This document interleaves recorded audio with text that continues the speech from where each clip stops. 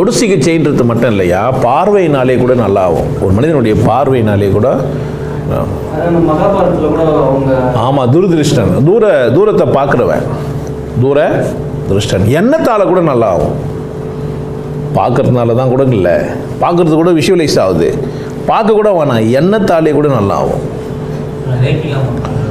ரேக்கி எல்லாம் பண்ணுறதுலாம் ஒரு நல்ல மனிதனுடைய நினப்பில் நம்ம இருந்தோம்னாக்கா நம்ம நல்லா இருப்போம். நீங்கள் தொடுறதே அதுக்கு தான். என்ன, நான் உங்களை தொட்டு நல்லா இருக்கிறது இல்லை, நீங்களே தொட்டு வஸ்திரத்தை தொட்டு நல்லாயிட்டா, இயேசுநாதரோட துணியை தொட்டு நல்லா இருக்கணும்லாம் உண்டு. புரியுதா? ஸோ அப்போ தொட்டால் நல்லா அவன் தானே, அவன் தான்.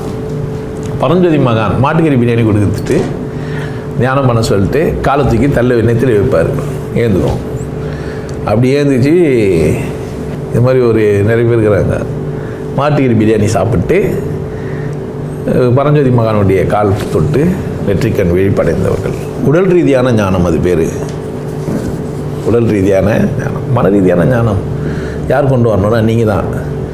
ஒரு குரு பேசி வழியை நடத்துவான், புரிய வைப்பான். நீங்கள் சிந்திக்கணும், நீங்கள் பேசியே ஆகணும். யாரை கூட? நீங்கள் உங்களை கூட பேசியே ஆகணும். நான் சொல்லிட்டேன், நீ போய் பேசணும். இந்த ஆள் வயிறு குண்டா வச்சுன்னு, இந்த ஆள் குண்டா வச்சுன்னு நான் நீங்களாம் இல்லைன்ட்டான், இந்த ஆள் சரி கிடையாதுன்னு தரலாம். புரியுதா? தப்பு கிடையாது. உனக்கு என்ன தோணுதோ அதுதான் அவனுடைய அருள். யாரோட அருள்? இறைவனோட அருள். அவன் அருளாலே அவன் தாள் வணங்கி. இங்கேருந்து இங்கே வரது சாதாரண விஷயம் கிடையாது. வந்து நிறைய பேர் நின்றுட்டாங்க, இப்படி பேச்சு தாறுமாறாக இருக்கும். என்ன பண்ணுவாங்க, வைக்கம் அசிங்கப்பட்டு போயிடுவாங்க. ஏன்னா ஒருத்தரோட ஃபாலோவராக நீ இருப்ப, நான் அவனை ஒன்றுக்கு உதவாத பீஸுன்னா என்ன ஆகிடும் உனக்கு? மனசு வலிக்கும், நின்றுவேன், நஷ்டம் இருக்க. அவ்வளோதான். இந்த பிரச்சனையே வானாண்டு துட்டு குத்துன்னு கற்றுன்னு போய் கம்மனு விட்டவங்களுங்கிறாங்க, நஷ்டம் இருக்க. எது எப்படியோ எனக்கு லாபம் தான். நான் பேசும்போது ஒரு வீடியோ எடுக்கும்போது நீங்களாம் இருக்கிறீங்களே, அது போதும் எனக்கு. ரசீட்டு ஃபுல்லாக இருக்குது. இருந்தாலுமே ஒரு 4 பேர் வராங்க. புரியுதா இல்லையா? ஒன்றியாக நான் மட்டும் பேசினேன் எப்படி இருக்கேன் யோசித்து பேர். யாருமே இல்லை, நான் மட்டும் பேசிக்கிறேன், வீடியோ மட்டும் எடுத்து ராமலிங்கமும் நானும் பேசிக்கிறேன், எப்படி இருக்கான்?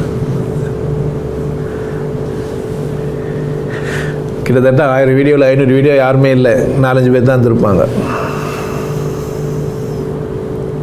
புரியுதா நான் சொல்கிறேன்ட்டு? எனக்கு எத்தனை பேர் இருக்கிறாங்கன்றது அவசியம் இல்லை, நான் எவ்வளோ தூரம் உண்மையாக பேசுகிறேன்றது தான் அவசியம்.